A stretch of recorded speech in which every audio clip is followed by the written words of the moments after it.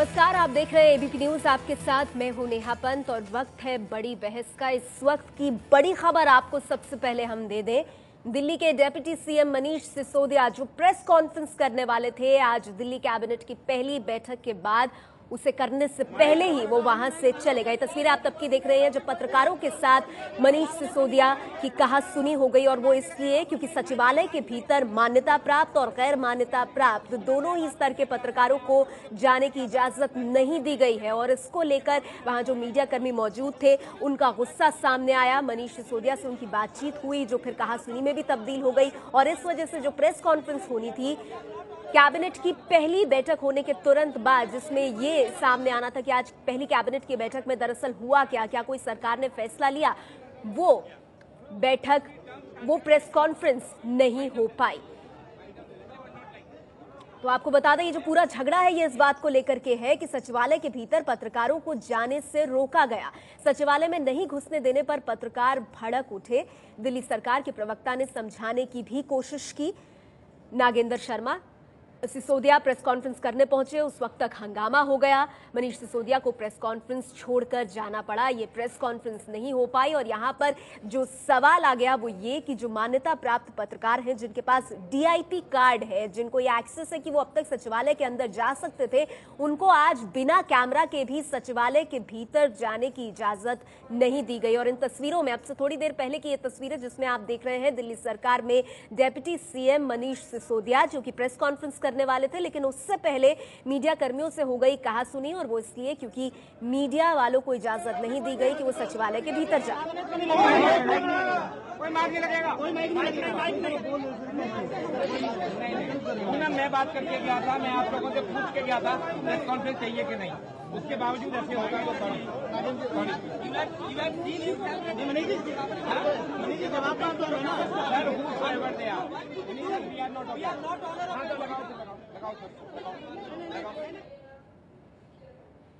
तो मीडिया के साथ कहासुनी, मीडिया वालों को सचिवालय के अंदर घुसने की इजाजत नहीं, जिसके चलते मनीष सिसोदिया आज अपनी प्रेस कॉन्फ्रेंस नहीं कर पाए। हम आपको मुख्यमंत्री अरविंद केजरीवाल का वो बयान भी सुनवाते हैं जब उन्होंने मीडिया से अपील की थी कि उनकी सरकार को थोड़ा वक्त दिया जाए।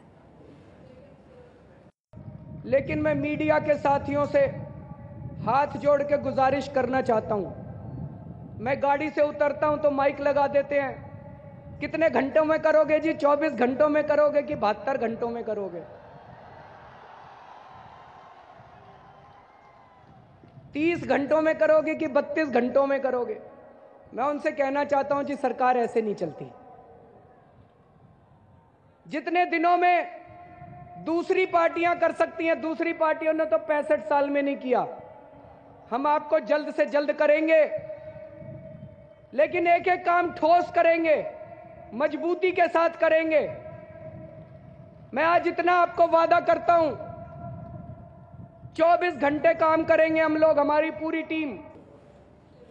तो मनीष सिसोदिया आज प्रेस कॉन्फ्रेंस नहीं कर पाए क्योंकि मीडिया कर्मियों को सचिवालय के भीतर नहीं घुसने दिया गया। इस वजह से झगड़ा बढ़ा और प्रेस कॉन्फ्रेंस आज नहीं हो पाई। हमारे साथ एबीपी न्यूज संवाददाता रविकांत और जानकारी के साथ जुड़ गए। रविकांत, ये बताइए कि आखिर ये झगड़ा इतना बढ़ क्यों गया? देखिए, ये मामला ये था कि आम आदमी पार्टी की सरकार 14 फरवरी को जब आई तभी रोक दिया गया था, मीडिया को सचिवालय में एंट्री रोक दी गई थी। इसको लेकर के पत्रकारों ने अपना विरोध दर्ज कराया था, लेकिन सरकार के जो मीडिया एडवाइजर है उन्होंने ये वादा किया था, पत्रकारों की जो समिति है उनके सदस्यों से, रत्नेश मिश्र जो कि अध्यक्ष हैं उनसे भी बात हुई थी, हबीब अख्तर साहब से बात हुई थी, इन सारे लोगों से, बहुत सारे पत्रकार थे जो सीनियर पत्रकार थे उनसे बात हुई थी, और उन्होंने कहा था कि मंडे को हम स्थिति क्लियर कर देंगे और मंडे को मीडिया अलाउड रहेगा। पत्रकारों ने ये बात मान ली थी, लेकिन आज सुबह 9 बजे से पत्रकार यहाँ इंतजार कर रहे थे और मीडिया को मेन जो बिल्डिंग है सचिवालय की उसमें एक्सेस अलाउड नहीं था, जबकि जो पत्रकार हैं वो एक्रेडिटेड पत्रकार थे, उनके पास कार्ड था, वो एक्सेस के लिए ही वो कार्ड होता है, उसके बावजूद उनको अंदर अलाउ नहीं किया गया और सुबह 9 बजे से लेकर के शाम तक पत्रकार इंतजार करते रहे। मीडिया एडवाइजर ने कोई हेल्प करने बिल्कुल। तो रविकांत, जिस तरह आप बता रहे हैं कि एक्सेस एक्सेस है, इन पत्रकारों को डीआईपी कार्ड है, बावजूद इसके बिना कैमरे के भी सचिवालय के भीतर घुसने की इजाजत नहीं। और इसीलिए सवाल खड़ा हो रहा है कि क्या मीडिया पर किसी किस्म की रोक केजरीवाल सरकार लगाना चाहती है। हम आपको बता दें कि हम चर्चा यूं तो आज अरविंद केजरीवाल सरकार यानी दिल्ली सरकार के जो दिल्ली की जनता से वादे हुए हैं उसको लेकर के करने वाले थे, लेकिन क्योंकि अब ये मामला सामने आया है और इस वजह से आज deputy CM Manish Sisodia press conference भी नहीं कर पाए, इसीलिए अब इस मुद्दे पर हम आज की चर्चा को आगे बढ़ाएंगे। और हमारे साथ आम आदमी पार्टी से आतिशी मार्लिना जी मौजूद है और हम उन्हीं से समझने की कोशिश करेंगे कि आखिर इस तरह की व्यवस्था मीडिया कर्मियों के लिए क्यों की गई है। आतिशी जी, आपसे जानना चाहूंगी, आम आदमी पार्टी का क्या स्टैंड है, क्यों नहीं सचिवालय के भीतर उन पत्रकारों को भी घुसने दिया जा रहा है जिनके पास एक्रेडिटेशन है, मान्यता है, और बिना कैमरे के अंदर भी, बिना कैमरे के साथ भी उनको अंदर जाने की इजाजत नहीं है, ऐसा क्यों?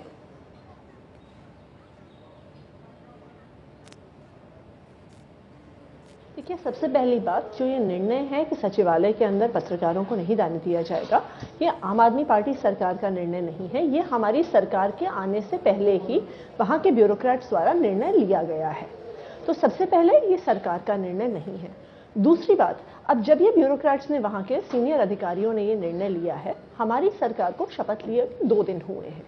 कोई भी निर्णय पलटने से पहले हमें सब अधिकारियों से चर्चा करनी होगी, पहले ये समझना होगा कि उन्होंने वो निर्णय क्यों लिया। क्योंकि अगर हम जाते ही किसी भी अधिकारी के, और खासकर किसी वरिष्ठ अधिकारी के निर्णय को पलट देते हैं, तो वो भी एक प्रकार की तानाशाही होती है। जैसे आज पुलिस कमिश्नर आए थे, उन्होंने अरविंद जी की सिक्योरिटी के बारे में भी अपने कंसर्न रखे। हालांकि हमने शुरू से कहा है कि अरविंद जी Z+ सिक्योरिटी नहीं लेंगे, परंतु क्योंकि एक वरिष्ठ अधिकारी ने अपना कुछ पुट रखा है, हमने उनसे एक संवाद की प्रक्रिया शुरू की है। उसी प्रकार से दिल्ली सचिवालय में भी जो वरिष्ठ अधिकारी हैं, उनसे भी हम एक संवाद की प्रक्रिया शुरू करेंगे। आतिश जी, एक बात बताइए, ठीक है, आपने कहा कि संवाद की प्रक्रिया शुरू करेंगे और फिर उसके बाद आप देखेंगे कि इस मुद्दे पर क्या किया जा सकता है। हमारी सरकार बनी, हाँ, हमारी सरकार के जो, एक सेकंड सुन लीजिए।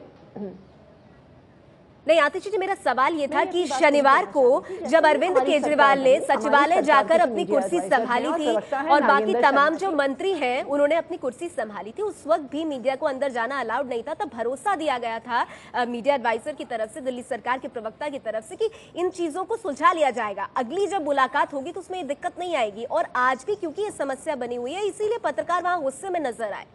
तो ये कब तक चलेगा ये मामला, सवाल इस पर भी उठता है। देखिए, सबसे पहली बात यह है कि जो सरकार के प्रवक्ता हैं उन्होंने ये एश्योरेंस दिया था कि रोज सरकार द्वारा मीडिया इंटरेक्शन होगा। रोज 4:30 बजे जो मीडिया रूम है, जहां पर मीडिया को, मैं आपको बता दूं, एंट्री अलाउड है, रोज वादा किया गया था कि रोज वहां पे मीडिया इंटरेक्शन हुआ था और होगा। और उसी मीडिया इंटरेक्शन के तहत आज की प्रेस कॉन्फ्रेंस थी। तो आज की प्रेस कॉन्फ्रेंस में नाराजगी पत्रकारों ने व्यक्त की। आज की प्रेस कॉन्फ्रेंस में पत्रकारों ने कहा कि वो माइक नहीं रखेंगे, प्रेस कॉन्फ्रेंस नहीं होने देंगे।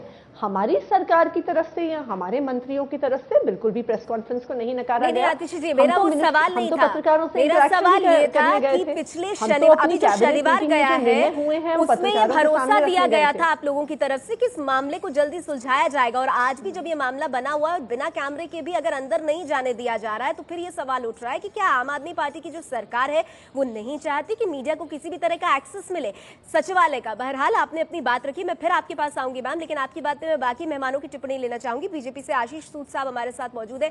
आशीष जी, आपको क्या लगता है, क्या ये मीडिया को रोकने की कोशिश है दिल्ली सरकार की, या इसके पीछे कोई और सोच आपको नजर आती है इस सरकार की, जिसके चलते पत्रकार जो अब तक सचिवालय के अंदर जाते थे उनको या तो पास मिल जाता था, और एक्रेडिटेड जो पत्रकार थे वो तो यूं ही निकल जाते थे, अंदर चले जाते थे, अब उनके जाने पर रोक लग गई है?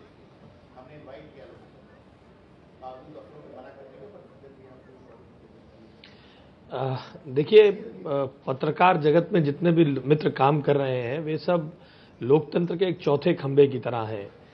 और जो एक्रेडिटेड पत्रकार हैं, यहाँ तक कि प्रधानमंत्री की जो रैलियां होती हैं रामलीला मैदान आदि में, उन लोगों के लिए पीआईबी कार्ड होल्डर्स के लिए पूरा एक्सेस रहता है रैली को कवर करने के लिए। मुझे मालूम नहीं इसके पीछे क्या सोच है, क्योंकि इस सब घटनाक्रम से जब एक बार ये कहा गया सोमवार को पहली पत्रकार वार्ता या कैबिनेट मीटिंग के बाद ब्रीफ के लिए सब ठीक हो जाएगा, ये अनटूवर्ड इंसिडेंट होना नहीं चाहिए था। और आम आदमी पार्टी तो लोकतांत्रिक मापदंडों में विश्वास रखती है, तो इसको बनाए रखा जाना चाहिए। मुझे ऐसा लगता है कि इसको थोड़ा गंभीरता से हैंडल करने की आवश्यकता थी। बरखा जी कांग्रेस पार्टी से हमारे साथ मौजूद है। बरखा जी, आप लोगों की जब सरकार थी, यानी कि शीला दीक्षित की सरकार, उस दौरान सचिवालय के भीतर एक्सेस था, जाया जा सकता था, बातचीत की जा सकती थी, लेकिन हम देख रहे हैं कि आम आदमी पार्टी की सरकार आने के बाद अभी फिलहाल ऐसा लग रहा है कि मीडिया कर्मियों को अंदर जाने की इजाजत नहीं है। हालांकि आतिशी जी साफ कर रही है कि हमारी सरकार ने फैसला नहीं लिया है, ये ब्यूरोक्रेट्स का लिया हुआ फैसला है और इसको अभी समझने की जरूरत है कि आखिर ये फैसला क्यों लिया गया। क्या कहेंगे आप इस पर? देखिए नेहा जी, मैं यही कहना चाहूँगी कि अभी चूंकि नई नई सरकार आई है और उनका अपना काम करने का एक तरीका है, एक उनका अपना स्टाइल है, और हो सकता है आज जो हादसा हुआ है, जब प्रेस कॉन्फ्रेंस उन्होंने बुलाई थी तो जाहिर बात है उनकी तरफ से ऐसा कुछ होना नहीं चाहिए, लेकिन अगर कुछ ऐसा हुआ है तो नेचुरली वो धीरे धीरे उसको सब ठीक कर लिया जाएगा। इसमें मैं नहीं समझती हूँ कि बहुत ज्यादा, चूंकि अभी 2 दिन पहले ओथ ली गई है और मीडिया का अपना एक बहुत बड़ा अहम रोल है। कोई भी सरकार हो या कोई भी चीज होती है उसमें मीडिया का एक अपना हमेशा से रोल रहा है और मीडिया का सम्मान तो सभी लोग करते हैं और सबको करना चाहिए। तो आम आदमी पार्टी तो बहुत ही, जिस तरह से उनको इतना मैंडेट मिला है, आप मानती हैं कि मीडिया को साथ लेकर चलने की जरूरत है, क्योंकि अभी लेकिन 2 ही दिन हुए सरकार को, इसलिए बहुत जल्दी कंक्लूजन पे भी आने की जरूरत नहीं है। लेकिन कंचन गुप्ता हमारे साथ मौजूद है, वरिष्ठ पत्रकार। कंचन जी, एक पत्रकार की हैसियत से आप इस स्थिति को कैसे देख रहे हैं? क्या मीडिया पर किसी तरह की रोक लगाई जा रही है दिल्ली सरकार द्वारा? नहीं, आज की जो स्थिति है उससे तो यही निकलता है कि रोक लगाई जा रही है, लेकिन मैं यह भी कहना चाहूँगा कि मीडिया इंटरैक्शन एक स्ट्रक्चर्ड मैनर में होना चाहिए। और एक हमारे यहाँ पर सालों से एक सिस्टम बनी आई है कि पत्रकार कॉरिडोर्स में जाते हैं, ब्यूरोक्रेट्स के दफ्तर में चले जाते हैं, उनके पीएस से जाकर बात करते हैं, मंत्रियों के ऑफिस में चले जाते हैं। इससे कामकाज में थोड़ा मुश्किल होता है और ये ऐसे होना भी नहीं चाहिए, थोड़ा डिसिप्लिन रहना चाहिए। एट द सेम टाइम यह भी सच है कि मीडिया का अपना काम है, आखिर वो वहां पे क्यों जा रहा है, वो अपने काम के लिए जा रहा है, कोई गप्पे मारने नहीं जा रहा है। तो इसकी एक कॉन्सेंसस बेसिस में इसकी एक सेटलमेंट होनी चाहिए, सोल्यूशन निकलनी चाहिए। दिमाग यहाँ पर एक सवाल ये उठता है कि अब तक जहां पत्रकारों को दिल्ली सचिवालय के भीतर जाने की पूरी आजादी थी, अब उन पर ये रोक क्यों? देखिए, पिछले दिनों मैंने इंटरव्यू किया था मनीष सिसोदिया का, और तब इस तरह की खबरें इकोनॉमिक टाइम्स और दूसरे अखबारों में छपी थी, तो उनसे मैंने सवाल पूछा था कि क्या इस तरह की रोक लगाने की बात है। तो उनका ये कहना था कि हम लोग रोक नहीं लगाना चाहते, हम चाहते हैं कि मीडिया को सही जगह मिले बैठने की। उन्होंने ये भी उल्लेख किया कि किस तरह से वो प्रधानमंत्री के निवास पर गए थे और मीडिया वाले वहाँ ऐसे ही नीचे खड़े रहते हैं। तो ये उन्होंने कहा कि वो चाहते हैं मीडिया की एक जगह हो। तो मैंने कहा, क्या आप मीडिया को कॉरिडोर्स में घूमने से मना करेंगे? उन्होंने कहा कि नहीं, अगर अपॉइंटमेंट है तो आप कॉरिडोर्स में भी जा सकते हैं, पर हम ये नहीं चाहते कि कोई भी मंत्री आए जाए और कमरे के बाहर 3 लोग घेरे खड़े रहें और उनसे सवाल पूछें। अगर आप देखें तो उस हाथ में, अगर ये इस तरह का वो इंतजाम करना चाहते हैं और इस तरह का अगर इंतजाम होता है तो उसमें कोई बुराई नहीं है, क्योंकि मीडिया के लोगों को बड़ी मुश्किल होती है बाइट्स लेने में, लोगों से बातचीत करने में। तो ये बात उन्होंने कही। किस तरह का वो कार्यान्वयन करते हैं, किस तरह का ये मैसेज सामने जाता है, क्या किया जाता है, वो अभी सामने आ जाएगा। लेकिन इससे पहले कि मैं आतिशी जी के पास जाऊं, दिबांग, एक चीज यहाँ पर यह है कि सचिवालय के भीतर, मतलब जब लॉबी से पहले साथ में एक रूम है जहां पर पत्रकार लोग रुकते हैं अपना, तो उसका वहां दिक्कत नहीं है। लेकिन अगर आप बिना कैमरे के भी नहीं जा सकते, तो जो कई बार जो आप अधिकारियों से बात करते हैं, ऑफ द रिकॉर्ड बात करते हैं, जनरली कुछ खबरों को लेकर के मूड जानने की कोशिश होती है, तो फिर उस पर तो पूरी तरह से एक तरह से रोक लग जाएगी अगर इसी तरह की परिस्थिति आगे कंटिन्यू करती है। तो क्या ये सवाल मैंने पूछा था मनीष सिसोदिया से, बिल्कुल यही सवाल पूछा था, तो उन्होंने कहा कि नहीं, अगर आपका अपॉइंटमेंट है तो आप अधिकारियों से मिल रहे हैं, उस पर कोई रोक नहीं होगी। वैसे मैं आपको बता दूं, इससे पहले भी जब शीला दीक्षित थी तब भी जहां से सीएम जाती हैं और जब तक वो गाड़ी में जाती हैं तब तक बड़ी भीड़ हो जाती, वहां भी एक रोक लगाई गई थी। तो ये काम पहले भी हो चुका है। देखिए, कुल मिलाकर नेता लोग ये जो रोज रोज सवाल पूछते हैं उससे बचने की कोशिश करते हैं। अब चाहे ये सरकार हो, चाहे दिल्ली की सरकार हो या और भी सरकारें हो, पर क्या आप सेक्रेटेरिएट के अंदर घुस के अधिकारियों से सीधे बाइट लेने की कोशिश कर रहे हैं? उतना हद तक मीडिया भी नहीं कह रही है। ये कह रही है कि आप हमें काम करने की जगह जो है वहां पर काम करने दीजिए। ये एक बहुत जरूरी मुद्दा है और मेरे ख्याल से आम आदमी पार्टी को इस पर ध्यान देना चाहिए। जी आतिश जी, मैं आती हूँ आपके पास, लेकिन कंचन दा बहुत संक्षेप में आप कुछ जोड़ना चाहते हैं इसमें? दिवांग ने जो कहा है बात सही है, लेकिन यह भी कहना जरूरी है कि अगर जस्ट एक प्रेस कॉन्फ्रेंस का कमरा हो, मीडिया वहां पर बैठे और 4:30 बजे जो स्पोक्स पर्सन है वो आकर प्रेस कॉन्फ्रेंस कर दे, मीडिया का काम इससे नहीं चलेगा। आज की जो कंपेटिटिव सिचुएशन है, मार्केट है, और 24/7 न्यूज साइकिल में मीडिया इससे ज्यादा ढूंढ निकालने की कोशिश करेगी।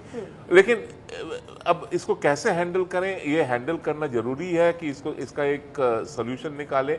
अगर आप सेक्रेटेरिएट में एक्सेस नहीं दे रहे हैं, वो बाद में शाम में जाकर घर पे बात करेंगे, फोन पे बात करेंगे, तो ये चलते रहेगा। तो ये ठीक है, मैं मीडिया का अंदर आना ले जाना रोकना चाहती हूँ। जो बात जिस तरह से दिबांग आपने कहा कि आपने भी मनीष सिसोदिया से पूछी थी, आतिश जी सवाल यहाँ पर यही है कि बिना कैमरे के भी पत्रकारों को सचिवालय के भीतर जाने की इजाजत नहीं है, इसमें क्या दिक्कत है? यहाँ पर क्या डर है किसी तरह से सरकार को? क्योंकि इससे पहले अरविंद केजरीवाल भी कह चुके हैं, देखिए आप घंटों की टाइमलाइन मत निकालिए, मीडिया को वो ये बात कह चुके हैं, और आज हम देख रहे हैं कि इस तरह से मीडिया का गुस्सा सामने आया।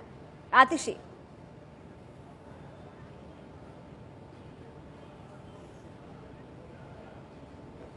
आतिशी से हमारा संपर्क टूट गया, फिर से संपर्क साधने की कोशिश करेंगे हम। आतिशी हमारे साथ जुड़ गई हैं। आतिशी मारलीना जी, हम देख रहे हैं कि अरविंद केजरीवाल की पहली कैबिनेट की जो बैठक हुई दिल्ली के मुख्यमंत्री की, उसमें कुछ अहम फैसले लिए गए हैं। आशीष खेतान ने एक वक्त कहा था बीच में कि 72 घंटों के भीतर पानी और बिजली को लेकर कुछ अहम बात सामने आएगी। तो ये जो पानी और बिजली विभागों से रिपोर्ट मांगने की बात की गई है, इस पर थोड़ा सा प्रकाश डालिए। इसके माध्यम से क्या जानकारी आप लोग जुटाना चाहते हैं?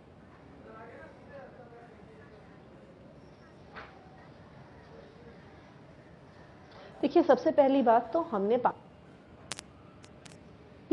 क्योंकि हम ये एक बारी सरकारी विभागों से जानना चाह रहे थे कि उनकी अभी की क्या स्थिति है। पहली बात, आपको याद होगा कि जब हमारी पार्टी पिछली बार उनके साथ हमारा संपर्क टूट गया है, बार बार लिंक पे प्रॉब्लम हो रही है, उसे ठीक करने की हम कोशिश करेंगे। बीजेपी से हमारे साथ आशीष सूद साहब मौजूद हैं। आशीष जी, लेकिन अरविंद केजरीवाल ये कह चुके हैं कि उनको 5 साल का मैंडेट मिला है और घंटों में उनके फैसलों को ना आंका जाए।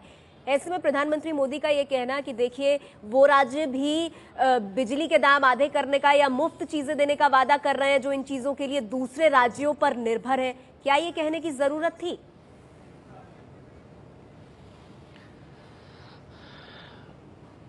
देखिए, बिजली 72 घंटे में सस्ती हो जाएगी, मैंने आप ही के चैनल पर आशीष खेतान जी को बोलते देखा है। उन्होंने ये टिप्पणी की कि उन्होंने और अरविंद केजरीवाल जी ने सपोलिया साहब को बुलाकर आप मैनिफेस्टो सौंप दिया है और अब 72 घंटे में बिजली सस्ती हो जाएगी। इसलिए अब वो उस बात से अगर ये कहना चाहते हैं, हम भी जानते हैं अगर रिफॉर्म्स लाकर सस्ती करनी है तो उसमें समय लगेगा। टिप्पणी हमने नहीं की, टिप्पणी जनता ने नहीं की, मांग जनता ने नहीं की, आपने स्वयं आगे बढ़ के इस बात का ऐलान किया कि आप 72 घंटे में बिजली सस्ती कर देंगे। और जहां तक बिजली के दामों के संदर्भ में है, बिजली के दाम में से अगर मैं ठीक हूं तो 85% से ज्यादा कंपोनेंट पावर परचेज का होता है। जो भी डीआरसी और या रेगुलेटरी बॉडी बिजली के दाम का निर्धारण करती है, 85% से ज्यादा पावर परचेज से संबंधित होता है।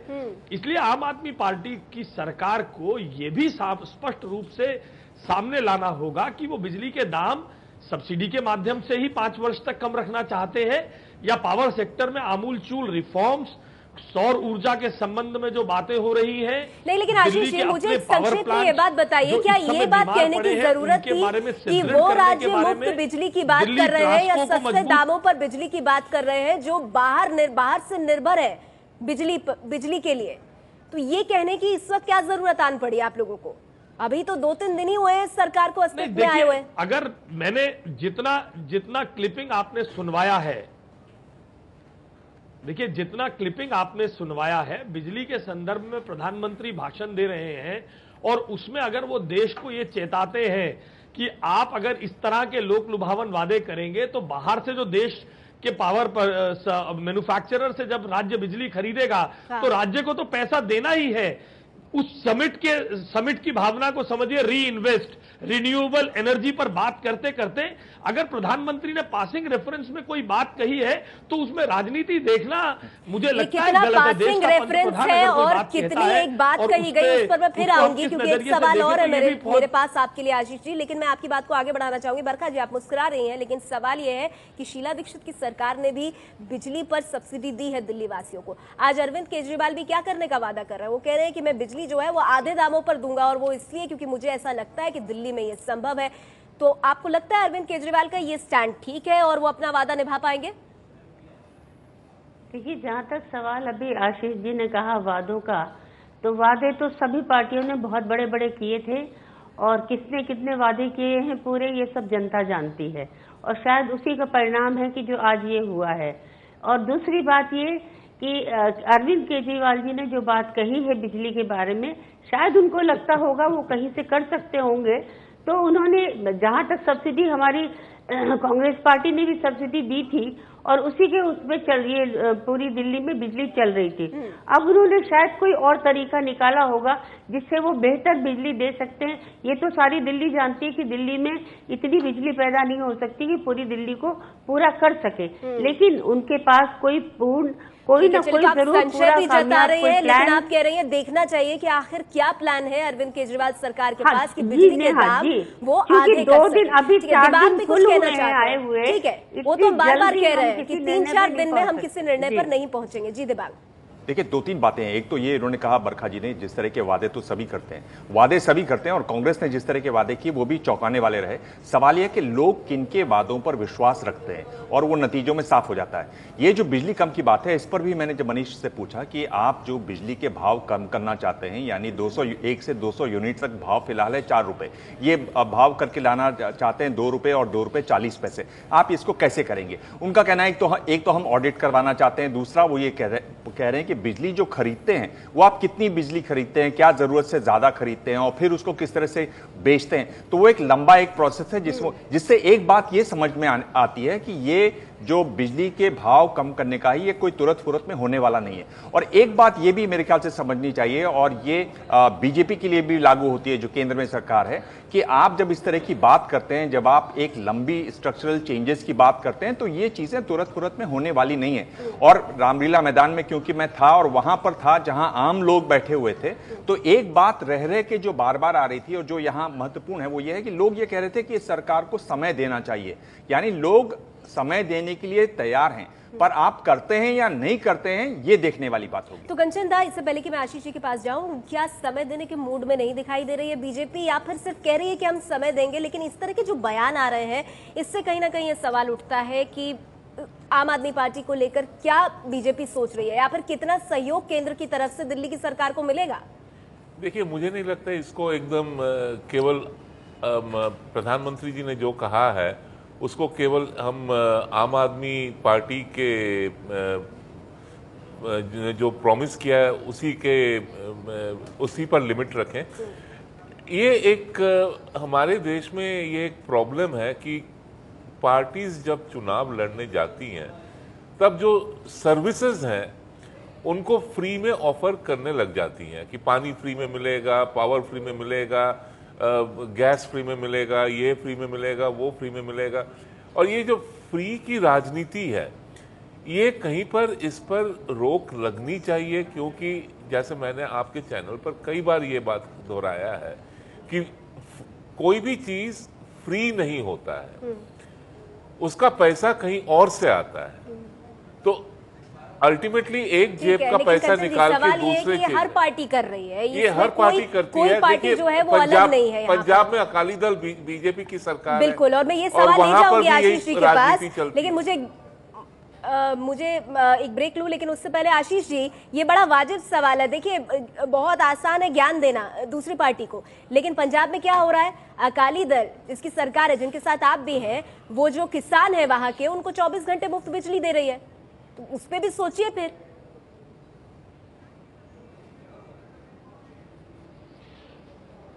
देखिए, बिल्कुल इसमें सोचने की बात है। इन सब चीज़ों का राज्य के आर्थिक संसाधनों पे प्रभाव पड़ता है, मगर ये बात भी ठीक है। मैं मैं पहले कहता हूं, मैं इसे जस्टिफाई नहीं करता हूं, मैं इस बात को मानता हूं कि मुफ्त में दी हुई चीज की ना तो कद्र होती है ना उसका बहुत उपयोग होता है। हमारे साथ आम आदमी पार्टी से आतिश जी फोन लाइन पर मौजूद है। आतिश जी, बहुत संक्षिप्त में मैं आपसे जानना चाहूंगी, प्रधानमंत्री नरेंद्र मोदी ने इशारों में ही सही लेकिन ये कहा कि वो लोग कम सस्ते दामों पर बिजली देने की बात कर रहे हैं जो बिजली के लिए दूसरे राज्यों पर निर्भर है, क्या कहेंगे इस पर आप?